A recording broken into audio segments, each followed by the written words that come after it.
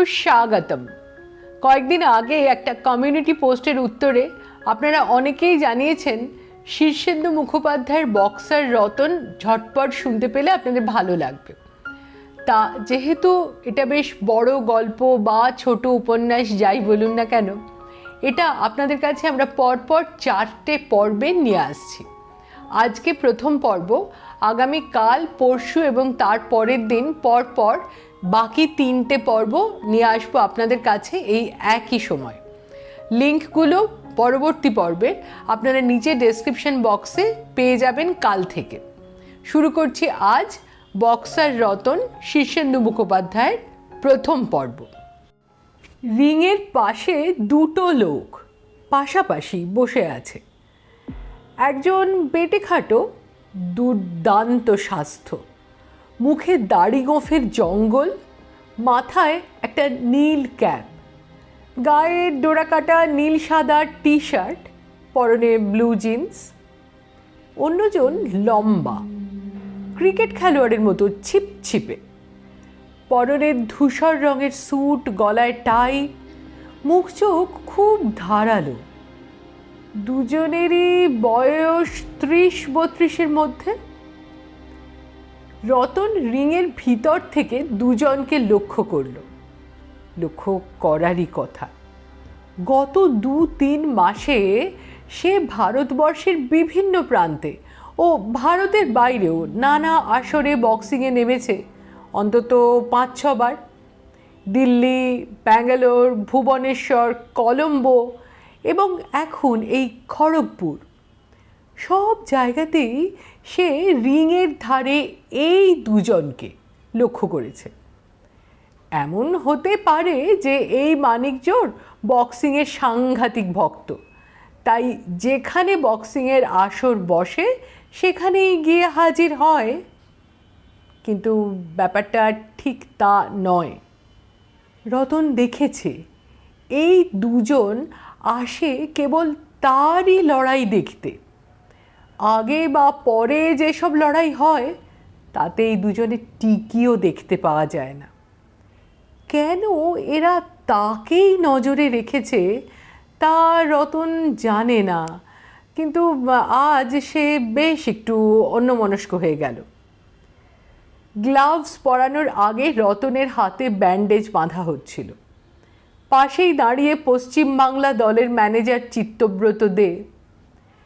রতন মুখ তুলে ডাকল, চিত্তদা। কিছু বলছো? রতন ইশারা করল। চিত্তব্রত কানটা রতনের মুখের কাছে এগিয়ে আনে। রতন বলল, তাকাবেন না। খুব আর চোখে আমার ডান ধারে প্রথম সারিতে দেখুন দুজন লোক বসে আছে। একজনের মুখে দাড়ি গোঁফ, গায়ে ডোরাকাটা গেঞ্জি, অন্যজন স্যুটেড বুটেড। ওদের চেনেন? চিত্তব্রত সোজা হয়ে চারদিকটা খুব উপেক্ষার চোখে একবার দেখে নেয়। তারপর মৃদু স্বরে বলে, না। কেন বলো তো? কোথাও দেখেননি এদের? মনে পড়ছে না। আমি ওদের প্রায় সব জায়গাতেই হাজির থাকতে দেখেছি। ঢং করে ঘন্টা বাজলো। লড়াই শুরু হতে দেরি নেই। চিত্ত ব্যস্ত হয়ে বলল, ওদের নিয়ে ভেবো না, concentrate on the fight. Subba কিন্তু সাংঘাতিক অপোজিশন। রতন তা জানে। গত 1 বছর ধরে সে আজকের রাতের জন্য তৈরি হয়েছে তিল তিল করে। দিল্লি, ব্যাঙ্গালোর বা কলম্বোর চেয়ে খড়গপুরের এই লড়াইয়ের গুরুত্ব অনেক বেশি। আজ রাতে হয় রতন, না হয়তো সার্ভিসেসের সুব্বা লাইট হেভিওয়েট জাতীয় চ্যাম্পিয়ন হবে। রতনের চেয়ে সুব্বার নাম ডাক অনেক বেশি। সুব্বা অলিম্পিকে ভারতের প্রতিনিধি হয়ে গিয়েছিল। খুব অল্পের জন্য ব্রোঞ্জ মেডেলটা পায়নি, তাও পয়েন্টে হেরে। সেই লড়াইতে যে জিতেছিল সেই জাপানি বক্সারকে প্রথম 2 রাউন্ডে মেরে পাট পাট করেছিল সুব্বা। সুতরাং আজকের লড়াইতে সুব্বাই হট ফেভারিট। রতনের বয়স কম, অভিজ্ঞতাও কম, তার সম্বল শুধু উচ্চাকাঙ্ক্ষা আর দম। লড়ে সে খুবই ভালো, কিন্তু সুব্বার মতো উঁচু শ্রেণীর বক্সারের সঙ্গে তার তুলনা করবে কে? তাছাড়া সুব্বার সঙ্গে এর আগের লড়াইয়ে কোনো সুযোগও রতন পায়নি। সুতরাং আজ তার একটু নার্ভাস লাগছিল। রেফারি রিংয়ে, রতন ও সুব্বা এসে রিংয়ে ঢুকল। তুমুল হাততালি ও হর্ষধ্বনি।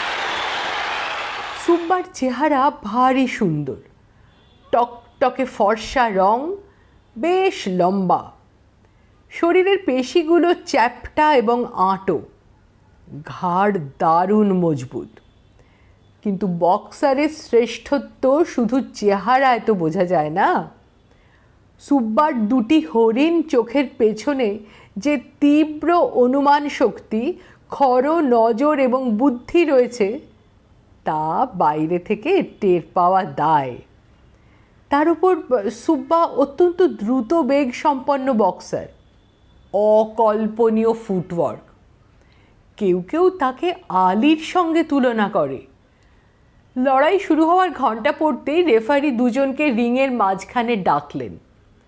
মৃদু স্বরে পরস্পরের পরিচয় করিয়ে দিলেন সংক্ষেপে। দুজনে গ্লাভসবদ্ধ হাতে হাত ঠেকালো। তারপরেই যে যার নিজের কোণে সরে গেল। লড়বার মুহূর্তে আবার একবার রতনের চোখ পড়ল রিংয়ের পাশে বসা সেই দুটি লোকের দিকে। তারা রতনের দিকে একবারও তাকাচ্ছিল না। রিংয়ের ওপরে ঝুলন্ত আলোর দিকে খুব আনমনে চেয়েছিল।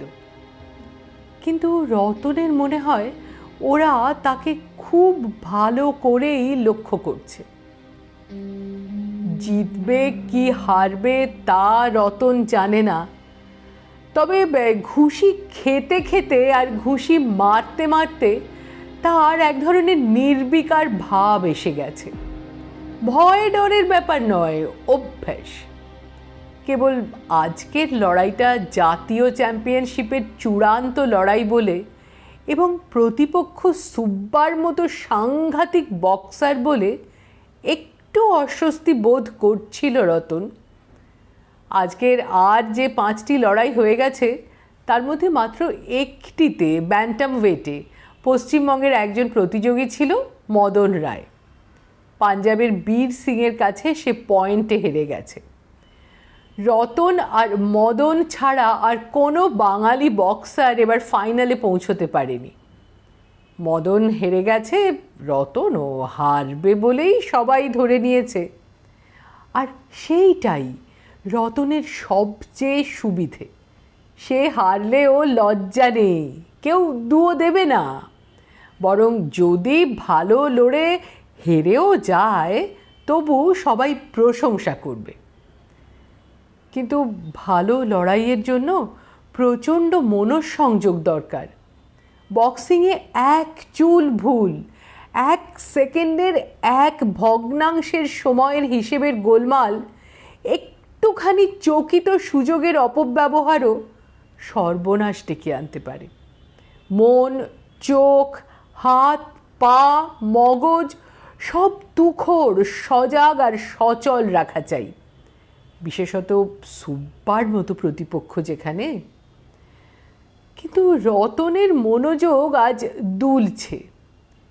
যে দুটো লোক রিংয়ের পাশে চুপ করে বসে আছে তাদের নিয়ে তার তেমন মাথা ঘামানোর কিছু নেই, তবু সে কেমন যেন একটু অস্বস্তি বোধ করছে। আর মিনিট খানিকের মধ্যেই লড়াই শুরু হবে।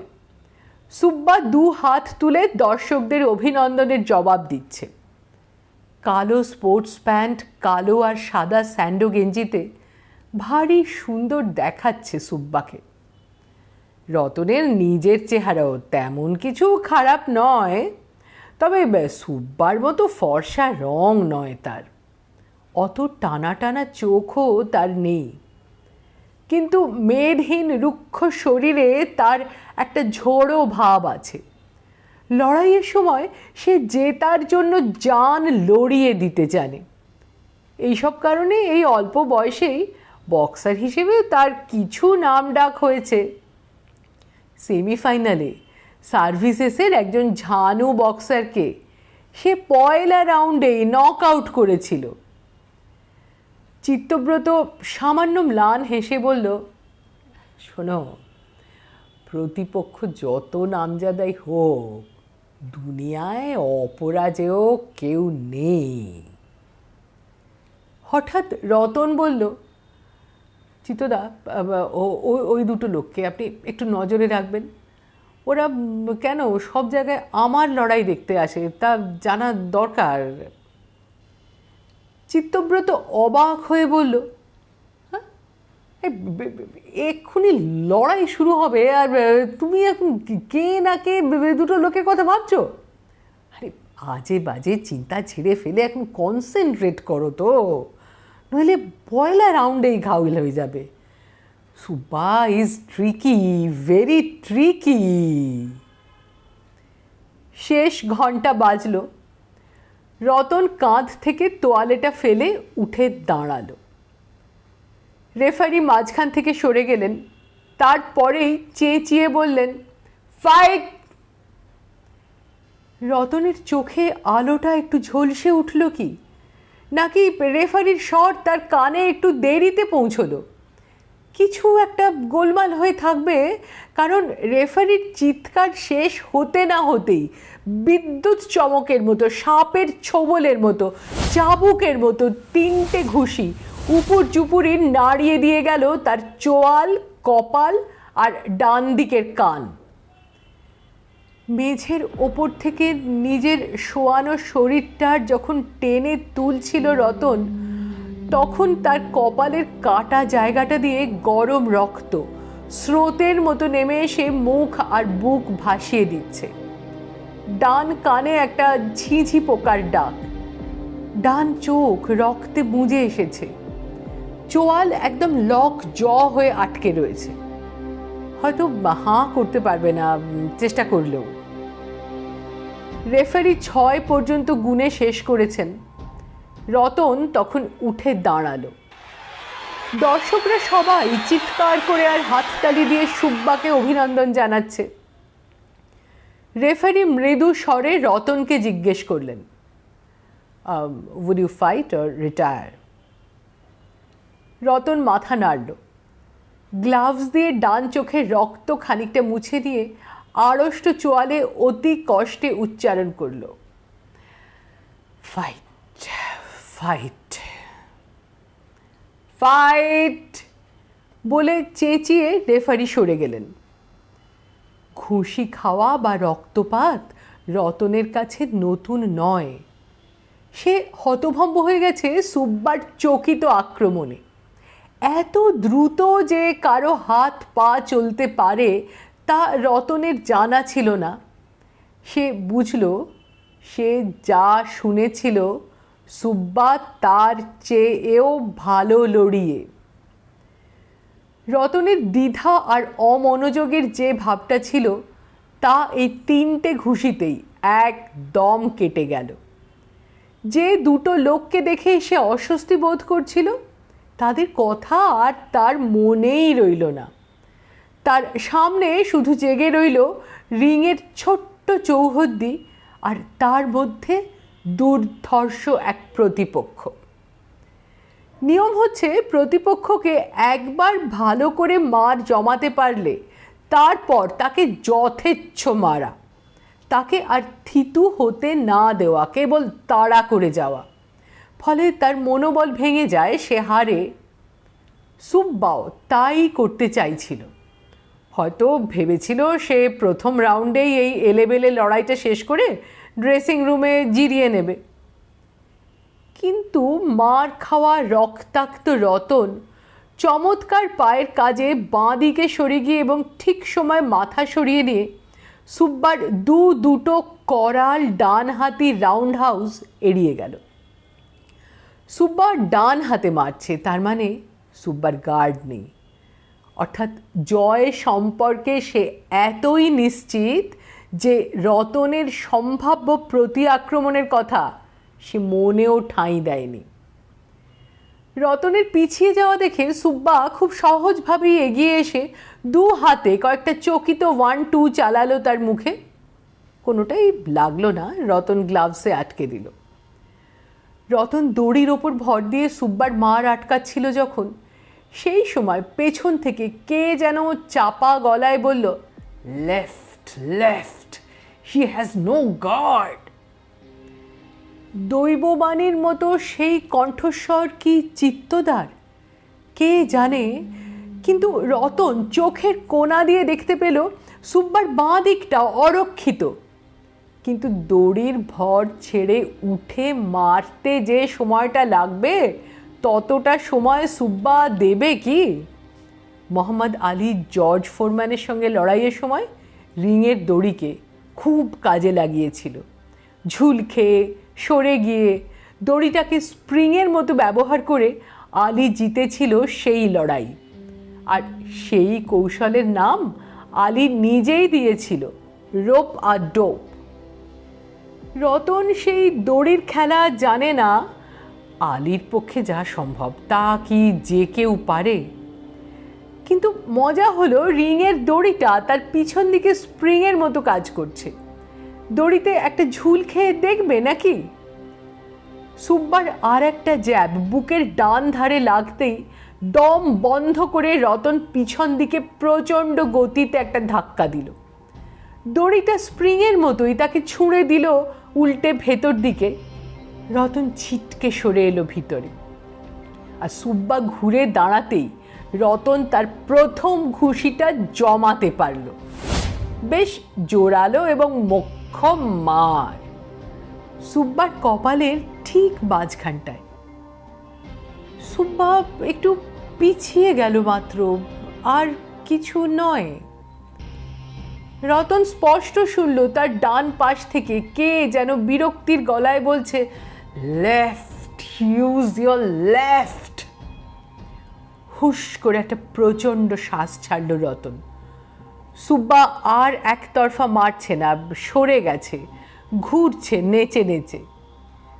হঠাৎ রতন দেখতে পেল সুব্বার কপালের মাঝখানটা কেটে গেছে, সামান্য একটা রক্তের রেখা নেমে এসেছে সাদা কপাল বেয়ে নাকের ওপর।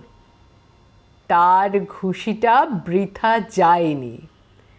আড়ষ্ট ঠোঁটে আপন মনেই একটু হাসল রতন। দুনিয়ায় অপরাজেয় কেউ নেই। প্রথম রাউন্ড শেষ হতে বাকি ছিল না বেশি, ঘন্টা পড়ো প্রায়। ঠিক সেই সময়ে সুব্বা তার ওস্তাদের মারটি মারল। তার অভিনয়টা ছিল চমৎকার। দুটো ভুয়ো ঘুষি চালিয়ে কয়েকটা পয়েন্ট সংগ্রহ করে পিছিয়ে যাওয়ার সময় আচমকাই সে শরীরে একটা মোচড় দিয়ে দুম করে একটা আপার কাট চালিয়ে দিল।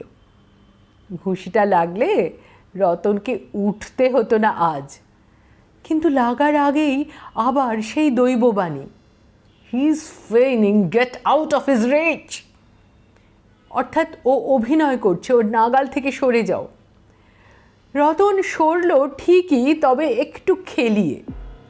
সুব্বাকে সে ঘুষিটা তৈরি করতে দেখলো, ঘুষিটা আসছে তাও দেখলো, তারপরেই টুক করে মাথাটা নামিয়ে ঘুষিটাকে বইয়ে দিল মাথার ওপর দিয়ে। আর তক্ষুনি দেখতে পেল তার ডান হাতের সোজাসুজি সুব্বার থুতনি, অরক্ষিত এবং অসহায়। এই সুযোগটাকে কাজে না লাগায় কোন বোকা! স্বয়ংক্রিয়ভাবেই রতনের ডান হাত পিস্টনের মতো পিছনে সরে এসেই হাতুড়ির মতো গিয়ে পড়ল সুব্বার চোয়ালে। এত জোরালো ঘুষি রতন জীবনে কাউকে মারেনি। তার কবজি ঝনঝন করে উঠল আঘাতের প্রতিক্রিয়ায়। কিন্তু সুব্বা বক্সার বটে। ঘুষিটা খেয়ে সে সোজা হয়ে দাঁড়ালো, পড়ে গেল না। মুখে বিস্ময়, চোখে অবিশ্বাস। দুই গ্লাভসবদ্ধ হাত দুদিকে ঝুলছে। ভ্রু কুঁচকে সে সামনের দিকে চেয়ে যেন খুব কষ্ট করে কিছু দেখবার চেষ্টা করলো। রতনও হাঁ করে চেয়েছিল। ওই খুশি খেয়েও যদি সুব্বার কিছু না হয় তবে ধরে নিতে হবে সুব্বাকে হারানো অসম্ভব। হায় ঈশ্বর! কিন্তু সুব্বা দাঁড়ানো অবস্থায় রইল কয়েক সেকেন্ড। চোখের দৃষ্টি চকচকে হয়ে শূন্য হয়ে গেল হঠাৎ। হাঁটু ভাঁজ হয়ে শরীর ধীরে ধীরে ভেঙে পড়ল মেঝের ওপর। কে যেন দানবীয় স্বরে পিছন থেকে প্রম্পট করছিল, হিট হিম অ্যাগেইন। কিন্তু ওই মহান বক্সারকে ওরকম অসহায় অবস্থায় আর একটি ঘুষিও মারতে বাঁধল রতনের। সুব্বা তার ঘুষি খেয়ে পড়ে যাচ্ছে, এটাই তো তার জীবনের এখনো পর্যন্ত শ্রেষ্ঠ ঘটনা।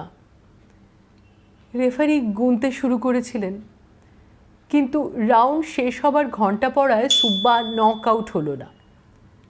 তাকে ধরে নিয়ে গিয়ে বসানো হলো টুলে। রতনকে দু হাতে জড়িয়ে ধরে চিত্তব্রত বলল, ভাবা যায় না তুমি কি করেছো। অ্যান্টিসেপ্টিকে ভেজানো তুলোয় ক্ষতস্থান জ্বালা করে উঠল রতনের। তবু সে একটু তৃপ্তির হাসি হাসল। পৃথিবীতে কেউই অপরাজেয় নয়।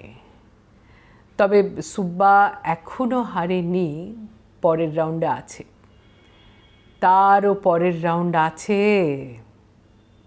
রতন চোখ বুজে রইল। হঠাৎ একটু চমকে উঠল সে। চিত্তব্রতর দিকে চেয়ে জিজ্ঞেস করল, চিত্তদা, আপনি আমাকে ডিরেকশন দিচ্ছিলেন? চিত্তব্রত অবাক হয়ে বলল, না তো।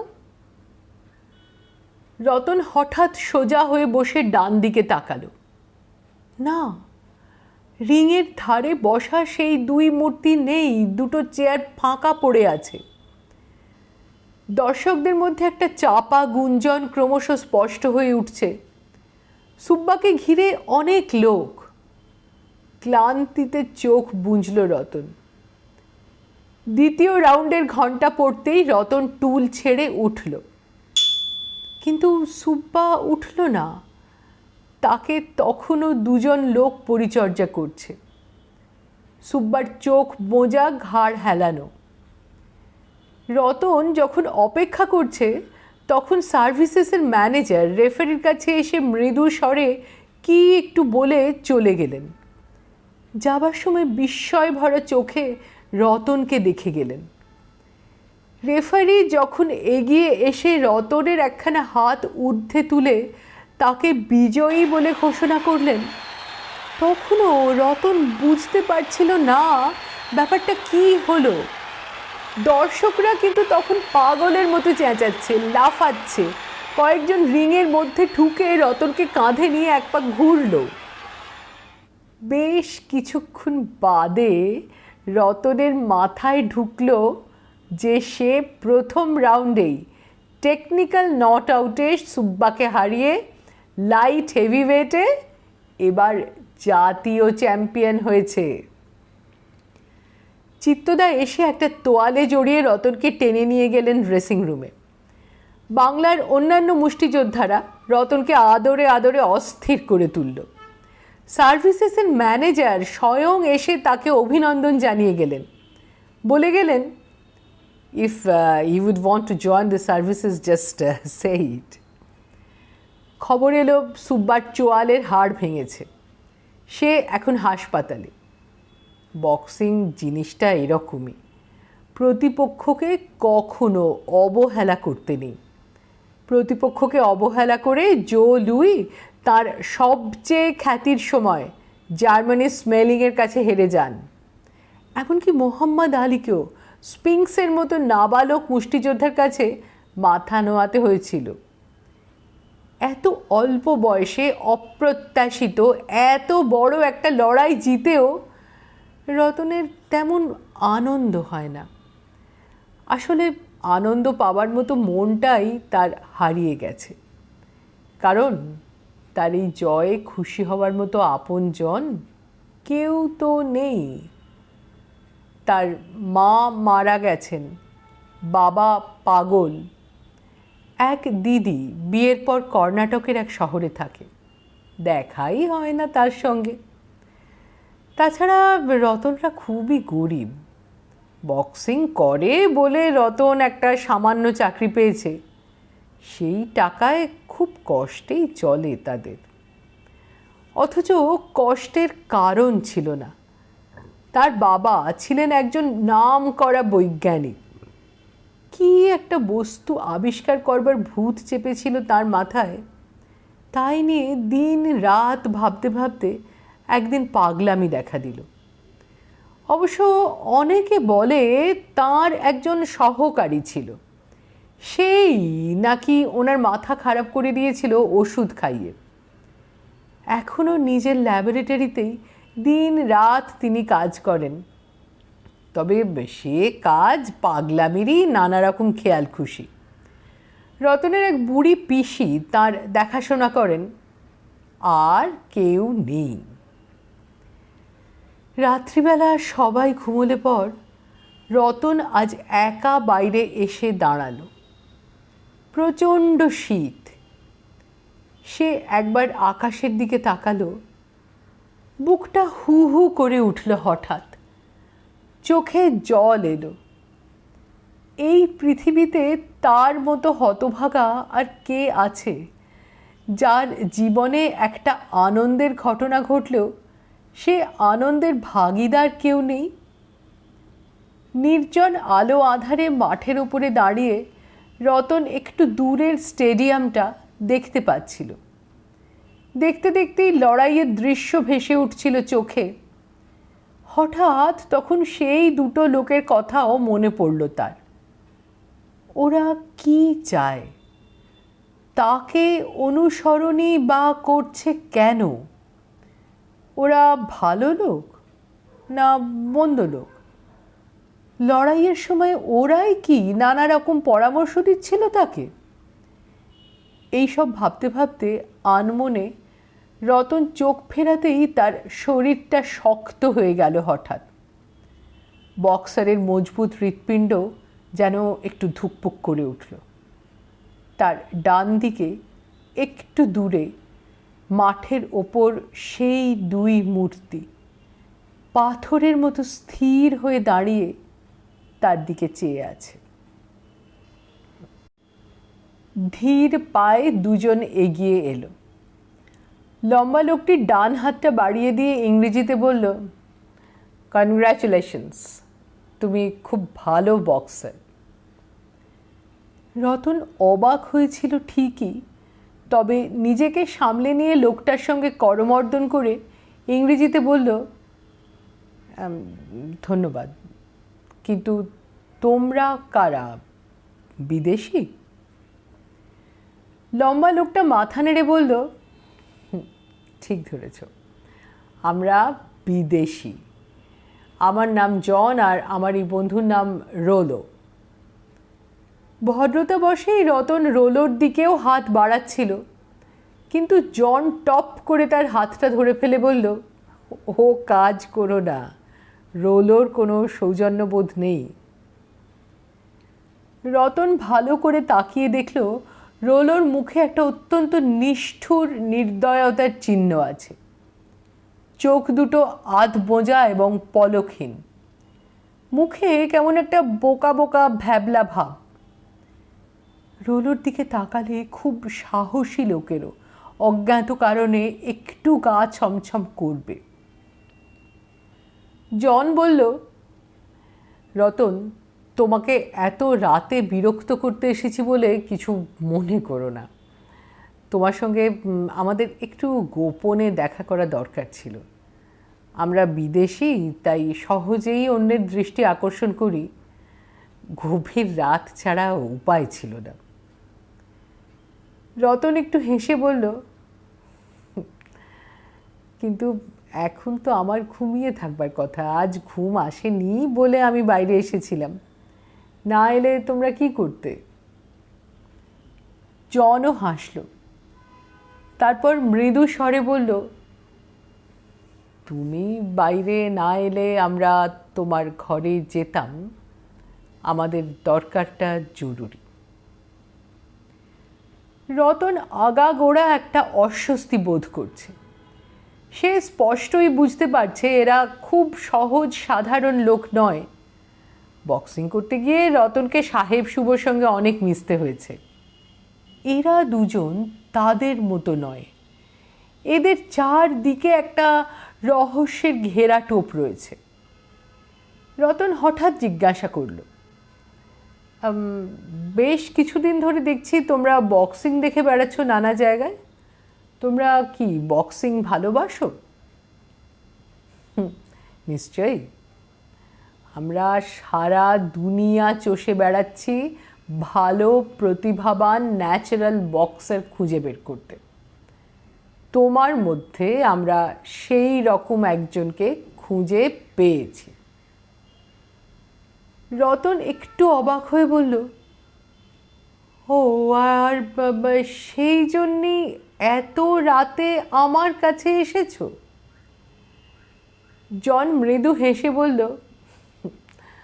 অনেকটা তাই। আমরা তোমাকে আমেরিকায় নিয়ে গিয়ে প্রফেশনাল বক্সিংয়ে নামাতে চাই।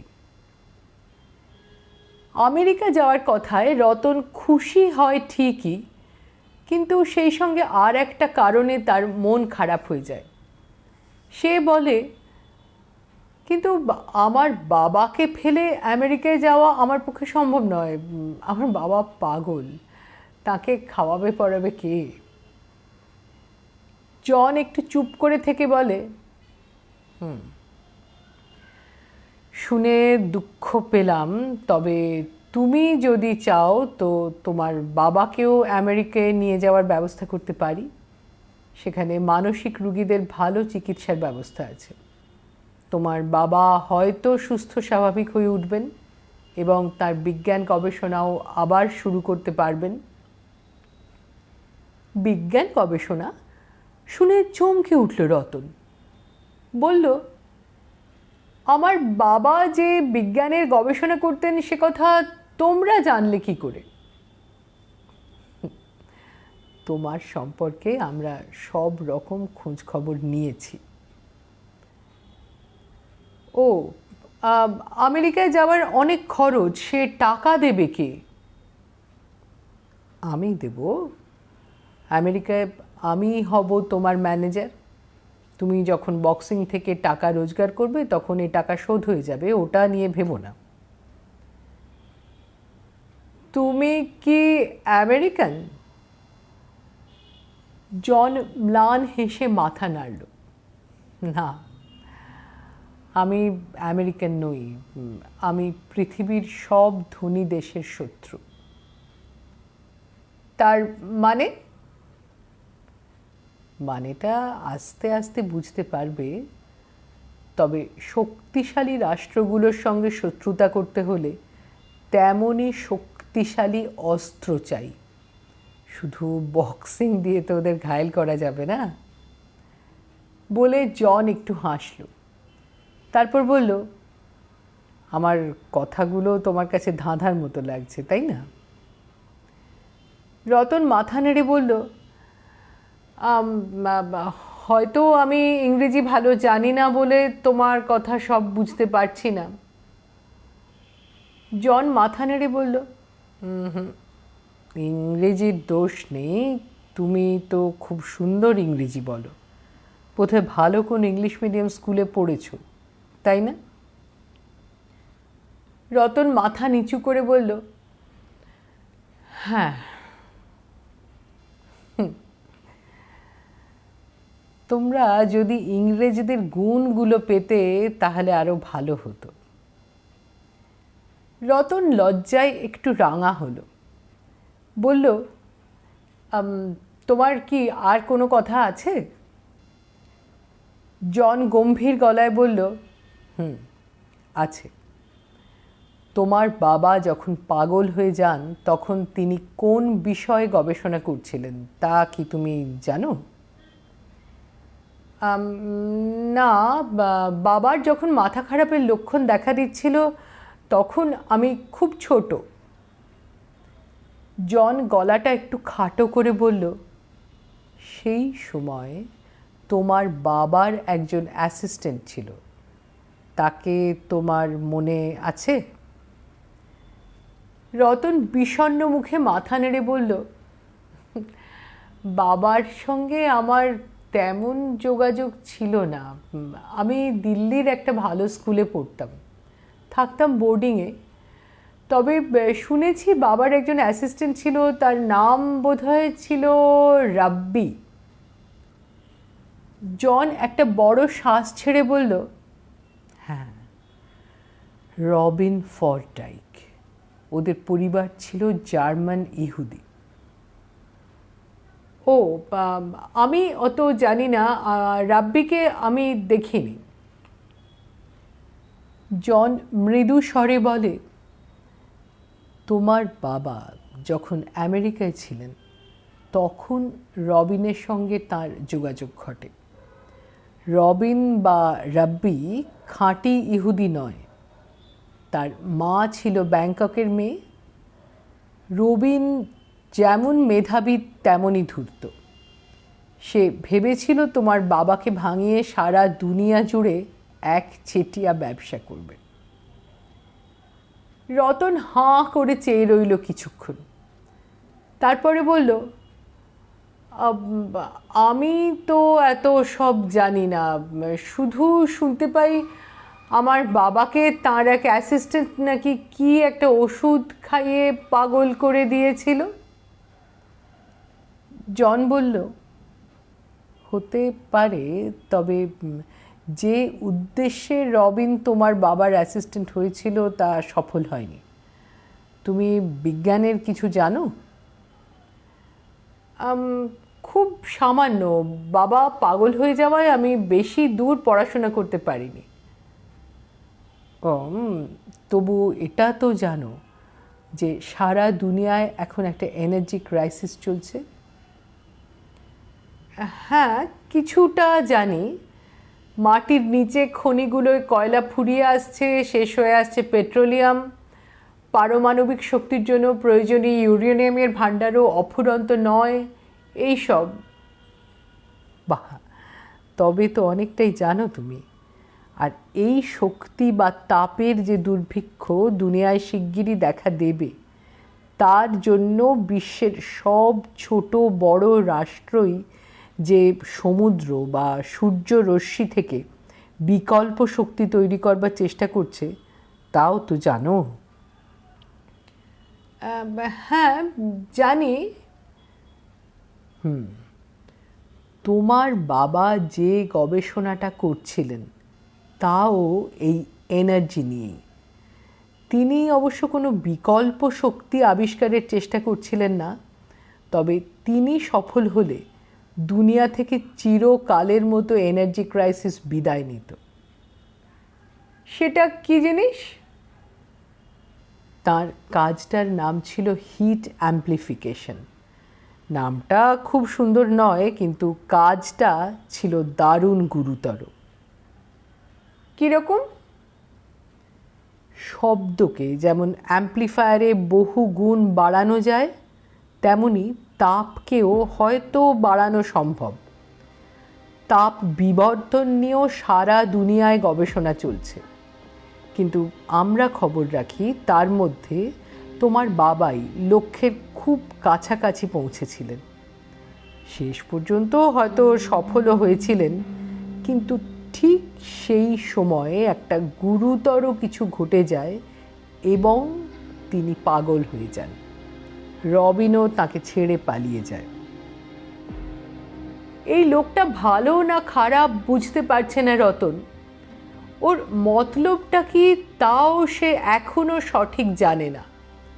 তবে তার বাবার আবিষ্কার সম্পর্কে যে এ লোকটা খবর রাখে সে বিষয়ে সন্দেহ নেই। রতন বলল, অতীত নিয়ে মাথা ঘামিয়ে কি হবে, যা চুকে বুকে গেছে তা আবার খুঁচিয়ে তুলতে আমার খারাপ লাগে। জন একটু হাসলো, তারপর বলল, ভারতীয়রা সব ব্যাপারেই একটু উদাসীন আর নির্লিপ্ত থাকতে ভালোবাসে, আর তার জন্যেই ভারতের উন্নতি ঘটেনি, ঘটবেও না। কিন্তু আমরা যারা বেঁচে থাকতে ভালোবাসি, দুনিয়াকে দখল করার স্বপ্ন দেখি, তারা সহজে কিছু ছেড়ে দিতে রাজি নই। তোমার বাবা কেন পাগল হলেন বা তাঁর আবিষ্কারের মূল্য কতটা তা জানার আগ্রহ তোমার থাকা উচিত।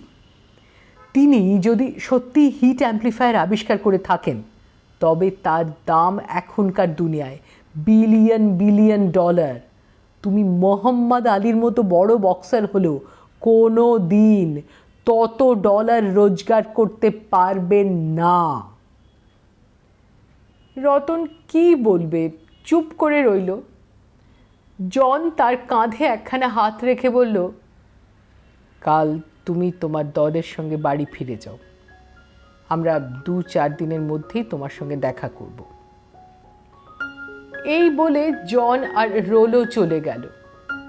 তাদের এই হঠাৎ আসা আর হঠাৎ চলে যাওয়াটা এমনই অস্বাভাবিক যে ঘটনাটা স্বপ্ন না সত্য তা নিয়ে রতনের একটু ধাঁধা রয়ে গেল। প্রথম পর্ব এখানেই শেষ। শুরুতেই যেটা বলেছি, পরের পর্বের লিঙ্ক আগামীকাল এখানে পাবেন, অথবা আপনি চ্যানেলেও পেয়ে যাবেন। আর মনে করিয়ে দিচ্ছি, কীরকম লাগলো জানাবার কথা, সাবস্ক্রাইব করবার কথা এবং অবশ্যই ভিডিওটা লাইক করবার কথা। ধন্যবাদ। শিগগিরই চলে আসছি কালকেই।